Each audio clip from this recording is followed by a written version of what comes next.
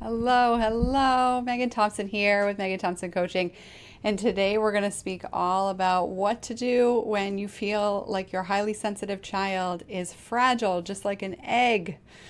Man, if you're walking on eggshells and you are noticing that your highly sensitive child is stuck in those big emotions, so much so that you are carrying around a raw egg every day, then I've got news for you. It is time to put the egg concept down. Now, let's make sure that we understand who we are talking about. Now, you're a parent of a highly sensitive child. That means that your child thinks deeply, feels deeply, responds reactively with a lot of emotion at times, and can be highly empathetic, along with noticing all kinds of small details and can be easily overstimulated by those small details. Yes, all of those things are true of the highly sensitive personality trait.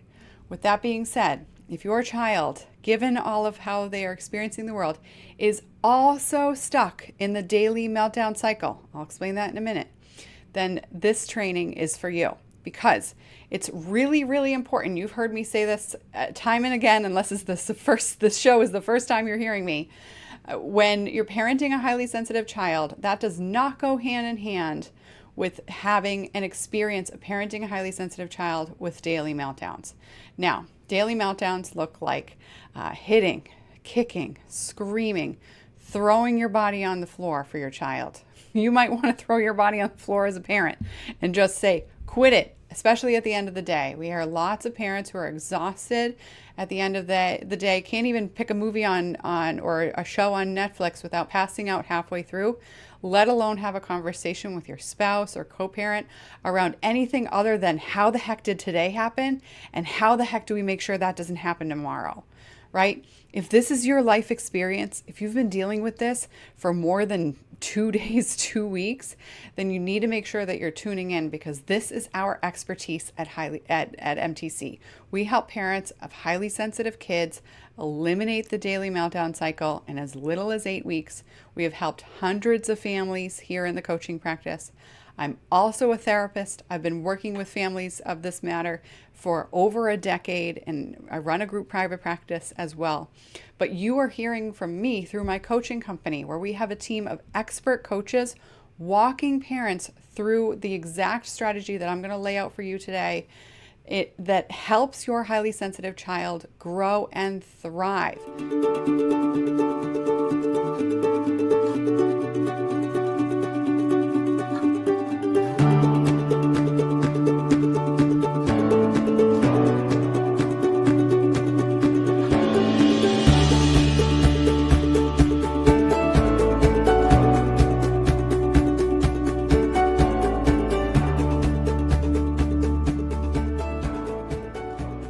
Now, let's make sure that we understand exactly what we're talking about. Because dealing with that daily meltdown cycle, your kiddo might be hitting siblings, they might be hitting you, they might be running away, or they could be shutting down, right? This is really important, because if those meltdowns have stopped, maybe you've witnessed your child's big explosive emotions when they were younger, 4, 5, 6, and now that they're 7, they basically just shut out the world. That is still the same meltdown cycle, and now it's happening internally. That is not a solution, and that is not growth. So again, let's look at this from a big picture standpoint, right? If your highly sensitive child is struggling on a daily basis and you hear them scream, yell, or shut down on a daily basis, then it is highly likely that you are also experiencing the belief and approaching your child with the belief and the thought that they are fragile. And this is something that we work with our clients so frequently. Your highly sensitive child is not fragile. I will say it again. Your highly sensitive child is not fragile. Now, let's remember, as we are raising our babies, we know at infancy, it is our job as parents to make sure we keep our kids, alive, right? With that being said, there's 4 main ways to do that for a screaming baby, right? I talk about this with my clients all the time. Our babies train us really, really well because there's 4 solutions to the problem. There are maybe 5, right? They're stinky, right? They need a diaper change. They're hungry. They need a snuggle. They're tired. Or the tried and true thing your pediatrician says, check the socks. Like, is there a hair? They're in physical pain, right? Is there a hair tied around their toe? Some weird anomaly situation, right? But in general, we can understand why our child is screaming, and we can fix the problem immediately when our child is an infant. We know that we can run through those options pretty quickly. And, once we're starting to observe our baby's nuances, we can understand those solutions to their sadness, upset, anger is small. Like, the list is small, right?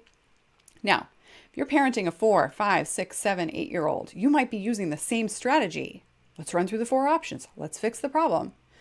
To solve the problem of your child's emotional explosions, and I got to tell you, that is keeping you stuck. Okay. So when we help our clients break out of that pattern of fix-it mode, survival mode, let's look at the situation head on and fix just what's right in front of me. This is what you need to be able to do. You need to be able to first and foremost observe how you are seeing your child. And if part of that perception of your child's capabilities and their strengths and weaknesses includes treating them like they're fragile, like they can't handle it, then this is going to shoot you in the foot. Now, what's really, really important to understand is that I am not telling you to use traditional parenting or suck it up approach. That is different, very different than treating your child as an egg. And I think this is really, really important to understand, because when we're parenting highly sensitive kids, you can get stuck in a pendulum, right? You get stuck in the pendulum of thinking that your child is just like an egg. You're walking on those broken eggshells all day long, trying to dodge another broken egg, right?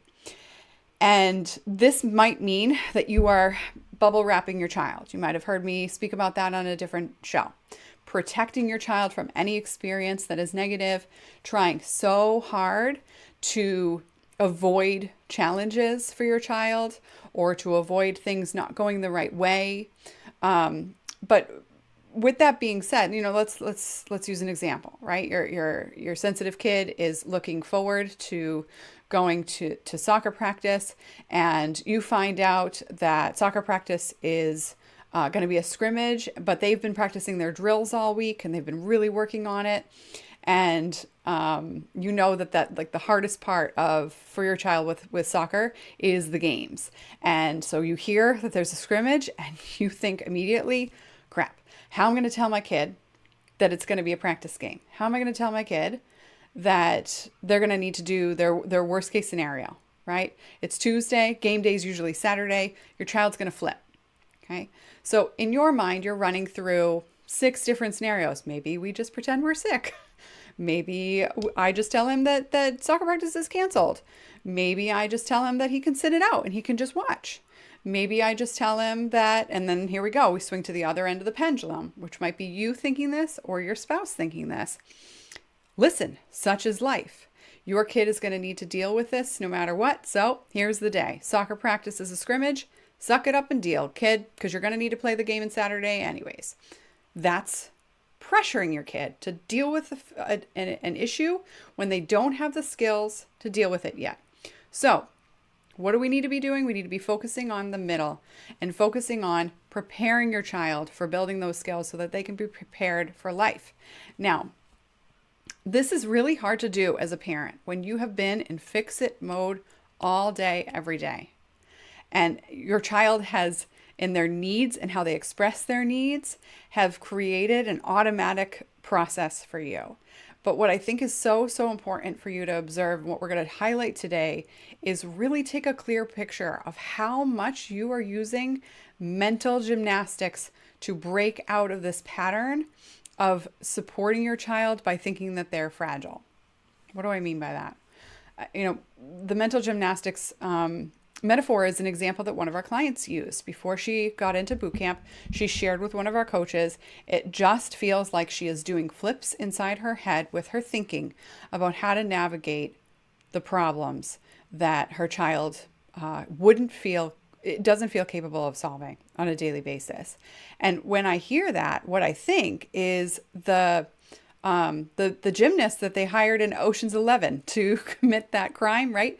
If you guys remember that movie with George Clooney, and there's I think he's a gymnast, and he's like jumping around the lasers and like landing on the safe and like figuring out how to get into the safe of the vault at the casino, right? Spoiler alert. Hopefully you guys have seen the movie. It's really old at this point now, but when we think about the skill set of noticing that that guy needed to jump through hoops in order to not set off an alarm, that's the exact experience you guys are dealing with. We're not talking about Simone Biles nailing it and going ta-da when she sticks the landing and everybody's thrilled with her performance, right? That's not happening in your home. Let's be honest. You stick the landing and you're going, I really hope a bomb doesn't go off any second now. Or I really hope that that the alarm doesn't go off any second now. Or shoot, I still have a safe to crack. And then now I got to get out of the vault with, and they smash and grab the money, right? You're trying to get a solution here to your child's big emotions. And that could be anything. It could be that you're explaining that they need to go to the scrimmage for soccer. It could be that you're pointing out a mistake that they made on their homework when they asked you to review it with them. And what you did was use the wrong word that drives them crazy and you forgot because you're a normal human, right? You could be asking a question when your child needed space because they were still thinking. All you know is that one wrong move and your kid's screaming at you. And that experience, obviously, there's no judgment here from those of us at MTC. We see this all the time. Obviously, you're walking on eggshells. Obviously, you're tired. Obviously, you've been trying to fix this problem, and that's been your solution. Because what do we do when we live in a fearful survival mode situation? We try to tiptoe around the fear. Guess what? Your child is what you're afraid of right now. And when you treat your child in the explosion as something to be afraid of, then your child also learns that they are not capable of handling their emotions because their emotions are scary. And so we perpetuate the problem.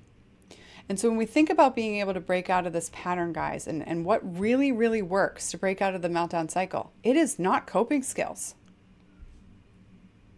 It is not coping skills. I can't tell you the exact deep breathing strategy that is going to help your highly sensitive child. But what I can tell you is that when your child is struggling and you need help focusing on the right problem, it's very important to observe that a deep breath and a skill like noticing their senses in the room, or telling you slowly what they need, or naming their emotion right then in that moment, instead of focusing on needing the piece of candy that they need. And that's reductionist. I know your child isn't always melting down about candy. They're not a spoiled brat, right? No child is a brat, but do you get what I'm saying? It's more complicated than that. You know it. You know it's more complicated than that. So then why are we trying to find a solution to the meltdown cycle by just teaching coping skills to your kid? That is one part of the very large puzzle that fixes a meltdown cycle. We think about this from a bigger standpoint. The important piece about this, first and foremost, has to start with you as a parent. You need to be able to look at how you are setting up your child's environment to treat them as fragile eggs. And you need to be able to notice how your words, your language, your communication style, and your collaboration with your spouse or co-parent, if that's relevant, keeps them stuck in that dynamic, keeps your highly sensitive child in that dynamic. And if you could fix it on your own, you would have fixed it by now. This is a very complicated strategy and a very complicated problem that needs a lot of strategy to turn it around. And this is why when we teach on these trainings, it's really important that you're observing this is a complicated issue, and it requires a specialized skill. And so when we think about being able to break out of this pattern, I want you to liken the meltdown cycle to a hurricane. All right. You can't just throw in a brick wall and expect the hurricane to stop. Right? If you're watching the swirling, whirling cyclone going on, well, that's a tornado. Sorry, I'm not a weather woman. If you're watching the air cycle, you can't just throw a block in there and expect the wind to die down. That's just not how a cycle works. And so when you're observing and asking yourself what to do differently, you need to be able to look at your strategy. Now, we help, as I mentioned before, we help our clients fix this problem day in, day out. In as little as 8 weeks, they eliminate the daily meltdown cycle.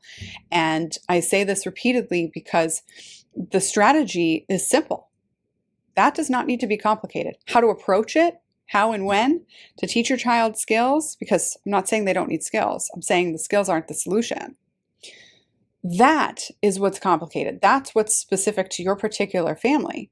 But the strategy is simple. It's 5 steps. The first one is exactly what we've been speaking about all this time today. It's noticing how you as a parent are impacting your highly sensitive child's life. Because highly sensitive children respond more effectively to their relationship with their parents in order to change their own behavior than they do to any other avenue of support. So what do I mean? It means that your highly sensitive child is not going to be as receptive to an outside therapist, to a teacher, to a school counselor, to a psychiatrist, to medical changes, to a mentor, or to a buddy system than to you as their parent. Now, you can look at that as a challenge or an opportunity. That's up to you, right? Goes back to your mindset. The opportunity is noticing that you as the parent are the most impactful member of your child's emotional relationship home. And what that means is that you are the catalyst for change. You have to change how you parent in order for your child to change. That is just continuously and countlessly stacked up in the research. It's one of the reasons why we have a 98.9% success rate with our clients in the coaching company for those who jump into our programming, because we do what works. We help parents change the way they parent. That's important. That's number one. Okay. Number 2 is you need to be able to change the way that you parent playfully. Okay, you can't go strict on this. Your child will not respond to you laying down the hammer. Highly sensitive kids are more sensitive to negativity than to positivity. They're more sensitive to negativity and to positivity, which means that if you are changing the way that you experience your child and you are going stricter, harder, my way or the highway, I don't want to hear it, suck it up, your child will suffer more.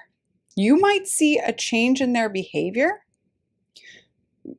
right? I just said that. Your child is more susceptible to a change in their environment than a non-highly sensitive child. So you will absolutely see a change in your child's behavior. It might be the change that you were hoping for, which is that the meltdowns stop. But what you will see next, if you're not careful, you will see as a separate issue. What you're going to see next is your child will start saying things like, I'm a bad kid, I hate you, you don't love me, life would be better off without me, or I need a different family, anything of the like. That is a shame experience that is highlighted and deeper and more intense than your child was already having in the meltdown cycle. So you've actually made it worse. It might feel like an easier issue to deal with because now your child's talking rather than being out of control in their body.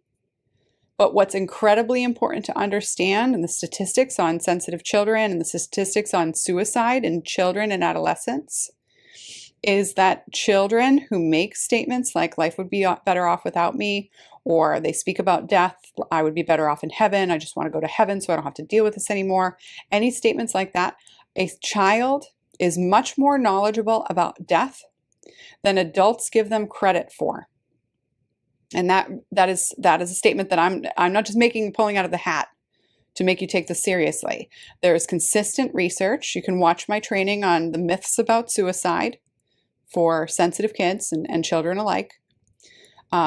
And And if you need that link, just reach out to myself or our team. We'll get it to you. Okay. We have a show on that. We have a podcast and a video as well. So you can find it in multiple platforms. But the myths about suicide are serious, guys. Suicide is the second leading cause of death for children ages 14 to 25. It's the third leading cause of death for children ages 5 to 25. This is not a freaking joke, man. Pardon my French. And what's important to observe is that when you look at the research and you understand it, because I have all of that training to be focused on that. It's what we do in our private practice in the mental health world. But in the parenting world, how I'm talking to you and what avenue I'm talking to you, it's very critically important that if you are using a harder line and a harsher way of parenting, to include corporal punishment like spanking, to include yelling, to include stricter restrictions like removal of privileges, grounding, removal of iPad due to explosive behavior, etc., and your child's responding like that, it's very, very important that you observe that you have actually made it worse. You have not made it better, even if your kid's major behavior that you were focusing on before, the explosive behavior, isn't being shown right now. Okay? That's so, so important. I can't stress that enough, which is why I did a whole extra training on that about a year ago. If I think about it properly, maybe even over a year ago. It's probably time for me to say it again. So here I am, right? And with that being said, that training has the specific quotes from CDC and the other research that I don't keep, the numbers in my brain. At ready accessibility. With that being said, it's there, and we have a training on it. So happy to share it with you. Now, let's get back to business. If you've gone harsher, if you've gone more negative, if you've gone down the avenue of trying to do my way or the highway and try to catch your kid in lockstep, that approach is not going to work. You have to change your approach to playful, emotional communication as the primary means of supporting your child in understanding where they feel their emotions, how they feel their emotions, when they feel their emotions, and building that insight. When a highly sensitive child is insightful, they are capable of trusting their intuition. And when their intuition says, Mommy and Daddy understand me, then their intuition will also say, I am safe and I can ask for help. And guess what? The very next component that's necessary is for you to break down shame. When you give your child strategic feedback on their emotional experience, you have to do that, this is twofold, by also combating shame. Okay, so this is step 1, 2, 3, 4 I just named. And when you break down shame, which is what I was just spent a lot of time highlighting, those shame statements, when you break down shame and you prevent shame through the way that you're giving feedback, then you have the capacity to break out of the meltdown cycle. With that being said, step number 5 is having an outside expert look at and notice how you're troubleshooting the situation. Because I got to tell you, if you are focused on just doing one of these pieces and you're highlighting just one part of this whole dynamic, you will continuously feel stuck. And those other balls that you're trying to keep in the air can be dropped so much so that the other pieces need to be, that will be altered, right? So your progress will be stagnant. You might have fits and starts. You might see patterns of meltdowns and then slow down and then no meltdowns. And then they tick right back up again with fervor and sometimes even worse than they were before. All of that is a symptom of not having the bigger picture and the expertise, right? And trying to address this on your own. And if it was easy to fix, I would happily put myself out of business, right? But I am not here to keep telling you that you can fix this problem on your own just to make you feel better at the end of this message. That is not my job. It is not my job to make you feel good. It's my job to help you stay in focused and effective action, right? You came to us to parent your highly sensitive child like a ninja. A ninja does the work. A ninja sees the big picture. A ninja takes strategic action, right? The name of this show isn't parent your highly sensitive child, kind of, sort of, maybe soon, on your off days. because you didn't come to listen to what I had to say to live a mediocre life. You came to listen to what I have to say because you know that no child was put on this earth to be miserable, and you are going to be for dang sure not in the way of making sure your kid lives a beautiful life. Because you were not put on this earth to be miserable either. And so our clients who come to us, they notice that they have already tried accessing support. So they already see that in their personality, accessing professional support. When you don't have the expertise, experts hire experts, right? And you might have heard me say this before, and I'll say this again, 70% of the clients that we work with are in the field of helping children or helping people. Okay, they're doctors, nurses, therapists, teachers, professors. Experts hire experts. And so when we look at that understanding, I'm not here to just focus on step number 5, right? I've already spelled it out. Some people are able to turn it around, but many people aren't without step number 5. That's what we're talking about. And you have nothing to lose on this call with our team member to break out of this pattern. Because on that conversation, we'll be blunt with you. We will talk to you about where you're stuck, whether or not what you're doing is on the right trajectory to get yourself out of this pattern. We will help you build that insight to break through that pattern if you are not taking the right approach to help your highly sensitive child. And then we will walk you through exactly what you need to break out of that pattern, whether that's with us, with another professional, or you're doing what you need to do on your own. And we'll be honest with you, because the only families that we work with are the ones that we know we can help.